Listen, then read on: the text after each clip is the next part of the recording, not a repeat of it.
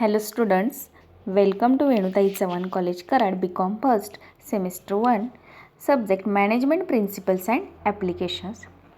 Today we are going to discuss on system approach. Last lecture we had seen a behavioral approach and its limitations and features. See system approach.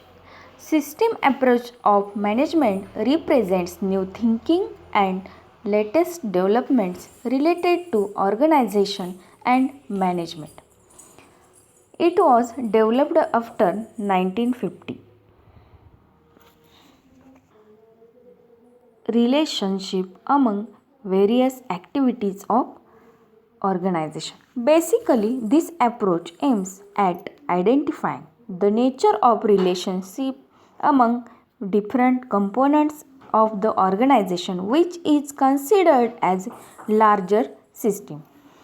म्हणजे system अप्रोचमध्ये काय आहे नक्की, तर त्याच्यामध्ये management काय represent करते तर new thinking म्हणजे नवीन जे विचार आहेत जे डेव्हलपमेंटसाठी इम्पॉर्टंट आहेत किंवा ऑर्गनायझेशन किंवा मॅनेजमेंटशी रिलेटेड आहेत असं रिलेशनशिप याच्यामध्ये सांगितलेलं आहे. त्याची डेव्हलपमेंट कधी झाली तर 1950 नंतर त्याची डेव्हलपमेंट झालेली आहे.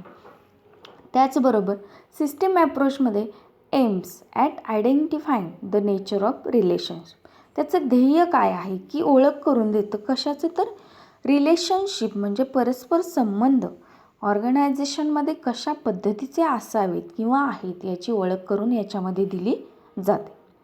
Next see set of interrelated and interacting components collect in a particular sequence as to produce some results. These components may also be viewed as subsystem of larger system. It is only through these subsystems the larger system operates. Thus, larger system can be viewed as a whole totality. म्हणजे याच्यामध्ये काय आहे की एक system सांगितलेली आहे, पद्धती आहे ती कशी. फॉर एक्झाम्पल आपण विचार केला एखादी व्यक्ती आजारी आहे तर त्या आजारी आहे व्यक्ती ते आपल्याला फक्त तिच्या एखाद्या अवयवावरून पटकन लक्षात येणार आहे का, नाही.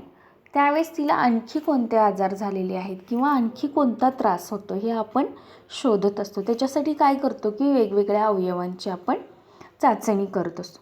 म्हणजे याच्यामध्ये ह्युमन बॉडी आहे ती एक काय आहे लार्ज सिस्टीम आहे आणि त्याच्यामध्ये हँड लेग्स असतील, नेक असेल, आईज असतील, इयर, मग हे काय आहेत सब सिस्टीम म्हणजे सब ऑर्गन आहेत. त्याच्यातले इतर वेगवेगळे लहान लहान अवयव आहेत आणि टोटल बॉडी ही काय आहे लार्ज सिस्टीम आहे. सेम त्याच पद्धतीनं ऑर्गनायझेशनमध्ये सुद्धा काय असते तर डिफरंट त्याच्यामध्ये डिपार्टमेंट असणार आहेत आणि ते डिपार्टमेंट मिळून एक मोठी ऑर्गनायझेशन तयार झालेली असते. म्हणजे सब सिस्टीम्स कोणते आहेत डिफरंट डिपार्टमेंट्स आणि लार्ज सिस्टीम टोटली ऑर्गनायझेशन असणार आहे. How to completed this system. First plans, second inputs, after process and outputs. In these plans include objectives, policies, procedures, programs and schedules, methods as well as goals, plans. म्हणजे first काय आहे या system अप्रोचमध्ये की first आपण plan करतो. Okay, plan करणार आहोत आपण.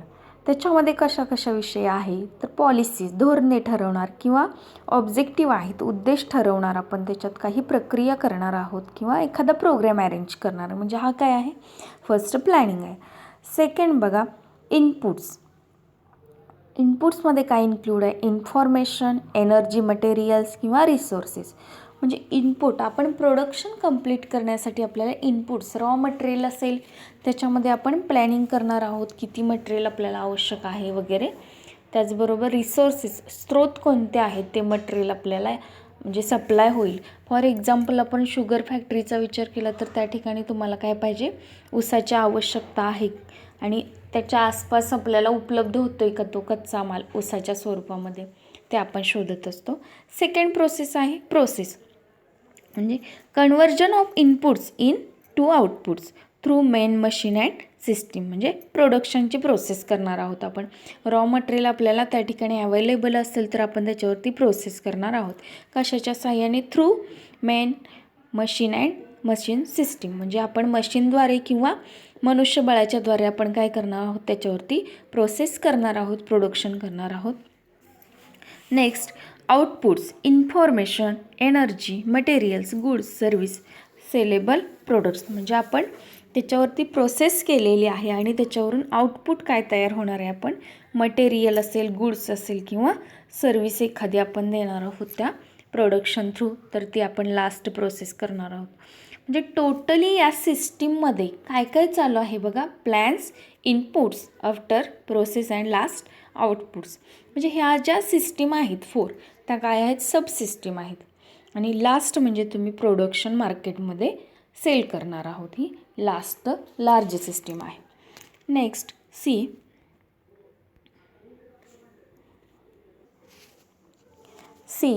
Characteristics of system approach. Number 1, subsystem. Each part of a bigger whole is a subsystem. An organization is also subsystem composed of 4 interdependent parts, namely task, structure, people, and technology. Each subsystem is a part of large system, which in turn is a subsystem of a still larger system. म्हणजे subsystem काय आहे? तर उपपद्धती आहे. प्रत्येक मोठा part आहे त्याच्यामध्ये वेगवेगळ्या उपपद्धती दिलेल्या आहेत किंवा जी टोटली प्रोसेस आहे, एक पद्धती आहे, त्याच्यामध्ये सर्वांचा समावेश झालेला आहे. ते एकमेकांवरती डिपेंड असतात. त्यांनी सांगितले 4 इंटरडिपेंडंट पार्ट्स आहेत. कोणते आहेत बघा? फर्स्ट, नेमली task, structure, people and technology. म्हणजे जे टास्क असेल, स्ट्रक्चर, रचना असेल, त्या ठिकाणचे लोक असतील आणि तुमचं जे काही तंत्रज्ञान आहे ते एकमेकांशी रिलेटेड आहे. त्याच्यातून काय होते? लार्ज सिस्टीम तयार होते. Coordination. It should be remembered that the output of a system is also more than the combined output of its parts. This is called synergy. In organizational terms, synergy means that a separate department within organization cooperate and interact. They may be more productive than if they had acted different. Means समन्वय. मग याच्या ठिकाणी काय सांगितलेलं आहे की त्यांनी separate department असतात, ते एकमेकांशी कोऑपरेट करतात किंवा एकमेकांशी परस्पर संबंध असतात आणि त्याच्यातून काय होतं? तर मोर प्रोडक्टिव्ह होतं, म्हणजे जास्त उत्पादकता होत असते आणि त्यांचं जे काही प्रोसेसचं काम आहे किंवा लिमिटेशन्स आहे प्रोडक्शनचं ते कंप्लीट करू शकतात. त्याच्यामध्ये कोऑर्डिनेशन हा इम्पॉर्टंट पॉईंट आहे. म्हणजे सबसिस्टीम्स असतील, लार्ज सिस्टीम असेल, त्या ठिकाणी कोऑर्डिनेशन हे असते. Closed system. A system can be open or closed. काही वेळेस पद्धती ओपन क्लोज्ड असतात. याचा अर्थ काय बघा? A system is considered to be open if it treat with environment. म्हणजे तुम्ही त्या पर्यावरणाशी, वातावरणाशी सहमत असाल, त्याच्याशी अनुकूल असं वर्तन चालू असेल तर ते ओपन सिस्टीम आहे असं समजलं. All human and social systems are open because they constantly interact with their environment. म्हणजे ते आकर्षित होत असतात त्या वातावरणाशी, आपल्याला जुळवून घेतात, म्हणून ते ओपन सिस्टीम आहे. A system is considered closed if it does not interact with the environment. Physical and mechanical system are closed. म्हणजे काही भौतिक गोष्टी आहेत त्या एन्व्हायरमेंटशी इंटरॅक्ट होत नाहीत किंवा होत नसतील तर त्या कसली सिस्टीम आहे असं म्हटलं जातं? तर क्लोज्ड सिस्टीम असं म्हटलं जातं. Next transformation process. System transforms inputs into output. This transformation process is essential or survival of the system. There are three aspects involved in this transformation process, namely inputs and mediator and output. Inputs are taken from the environment, transformed into put and given back to environment. Different inputs may be in the form of information, money, material, human resource, etc. Outputs may be in the form of goods and service. Organization system works as mediator in the process. Transformation process आहे म्हणजे परिवर्तन अशी प्रक्रिया आहे. याच्यामध्ये त्यांनी काय सांगितले तर इनपुटपासून आउटपुटची प्रोसेस चालू असते म्हणजे ट्रान्सफॉर्मेशन होत असतं त्याच्या थ्रू आउटपुटमध्ये. 3 ॲस्पेक्ट सांगितलेले. इनपुट्स म्हणजे काही त्याच्यामध्ये तुमचं रॉ मटेरियल असेल. सेकंड मेडिटर म्हणजे मध्यस्थ म्हणून काही प्रोसेस करत असाल. अँड आउटपुट म्हणजे तुम्ही बाहेर जे विक्रीसाठी प्रोडक्शन गुड्स तयार करता ते. अशा 3 पद्धतीने प्रोसेस चालू असते. त्याच्यामध्ये काही वेळेस इन्फॉर्मेशन असेल, money, material, human resource, goods, service या टोटली सगळ्या गोष्टींचा समावेश होतो. Feedback means response of the environment to the organizational output whether or not the output is accepted by the environment is known to organization through feedback. The information is the feedback to organization.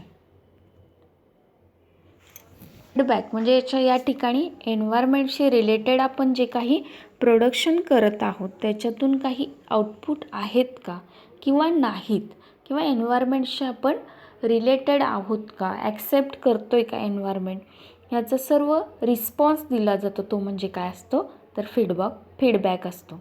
It enables system to adopt and adjust to the changing conditions of its environments and to exercise control over its operations. मग याच्यामध्ये काय केलं जातं की जर आपण त्या एन्व्हायरमेंटला related production करत नसेल तर चेंजेस केले जातात. तुमचे प्लॅन्स, पॉलिसीज ज्या आहेत, ऑब्जेक्टिव्ह, त्याच्यामध्ये ऑपरेशन सिस्टीम जे आहे, ऑपरेटर आहेत ते काय करतात, चेंजेस करत असतात. त्याच्यासाठी फीडबॅक हा युजफुल आहे. अशा पद्धतीने सिस्टीम अप्रोच आपल्याला इम्पॉर्टंट आहे.